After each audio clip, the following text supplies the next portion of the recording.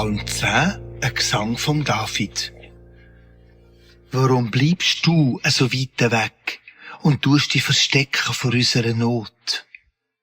Demütig, die kommen entsetzlich in die Ängste, wenn Hochmütige gross tun.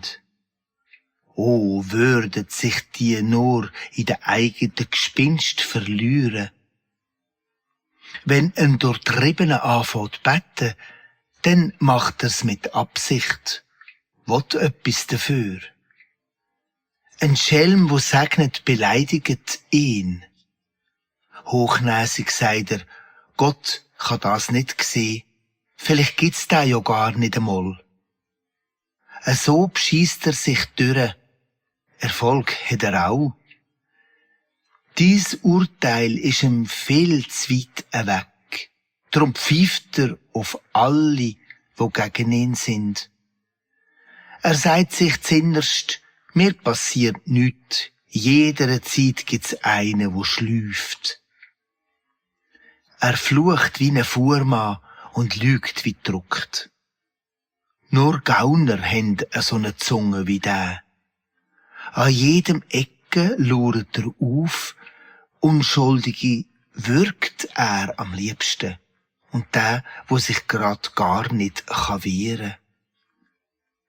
Er duckt sich, grad wie ein Leu im Versteckten, passt auf, ob er einen verwütsche.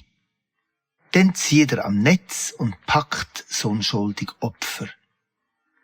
Das Leid zuckt zusammen und bleibt in den Klauen. Und nochmal sagt er zinnerst bei sich, Gott, vergiss Sättiges. Der schaut nicht zu, wie soll ihn das interessieren? Ach du, stand auf und greif ein mit deiner Hand. Vergiss die Elende nicht, wo man druckt. Warum darf so einer dich diesen Weg verachten und denken, du zahlst nie heim? Du hast es schon gesehen. Du schaust an keinem Jammer und Elend vorbei. Ein Armer hat ja nur dich. Dir gibt er seine Hand und lässt alles dir. Und weisse Kinder haben auch nur dich, wo helfen kann. Leg du dem Kerli sein Handwerk und lass ihn nicht ungestraft davonkommen. Ja, er regiert für immer und ewig. Die uns plagen, müssen verschwinden, fort aus dem Land. Demütig, die hoffen gar nie vergeben. Du hörst es schon und machst ihnen Mut.